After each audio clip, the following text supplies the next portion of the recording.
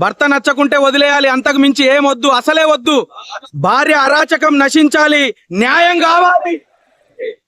భార్యలు తీరు మార్చుకోవాలి, భర్తలను వంటింటికి పరిమితం చెయ్యొద్దు. భార్యల అరాచకం నశించాలి, న్యాయం కావాలి, అన్యాయం నశించాలి. నా మొగ సోదరుల కోసం నేను ఈనాడు ధర్నా చేస్తున్నా. ఒక భార్య బాధితుల కోసం ఈనాటి నా ధర్నా. ఖచ్చితంగా ప్రభుత్వం దిగి రావాలి. భర్త బాధితులకు చట్టం తేవాలి, భర్తలను రక్షించాలి.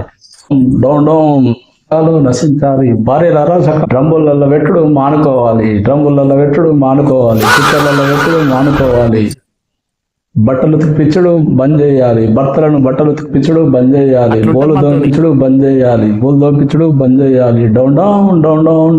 మొగ మహారాజుల ఐక్యత వర్తిల్లాలి. ప్రభుత్వం రావాలి. భార్యల అరాచకం నశించాలి. వచ్చింది భార్యల కోసం ధర్నా చేస్తున్నట్టు నా పిల్లంకి ఎట్లా తెలిసింది? మీరు మొగడా అని మంచిగా సపర్యాలు చేస్తూ ఉంటే నా మీద ధర్నా చేస్తున్నాడా? బట్టలు ఉతుకుమని బోల్ దోమని రెండే పనులు చెప్పినందుకు కాదే ధర్నా, ఇది భార్యల అరాచకాల మీద.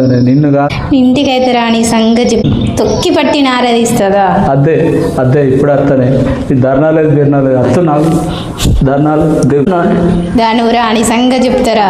ఇగో భార్యాభర్తల బంధం గొప్పది. భర్తకు భార్యకు భర్త సహకరించుకోవాలి. అప్పుడప్పుడు బోళ్ళైనా బట్టలైనా చిన్న చిన్నవి బయట పెట్టద్దు. కానీ అక్రమదారులు బట్టి భర్తలను ఖరాబ్ చేయకూడదు. మీకు నచ్చకుంటే విడాకులు ఇవ్వండి, మీకు నచ్చకుంటే వదిలించుకోండి, మీకు నచ్చకుంటే దూరం కొట్టుంది. కానీ ప్రాణం తీసే పాప పని మాత్రం చేయకూడదు. బెల్లం ఆల్రెడీ కోపం వచ్చింది. ఇంతటితో ఈ ధర్నా సమాప్తం.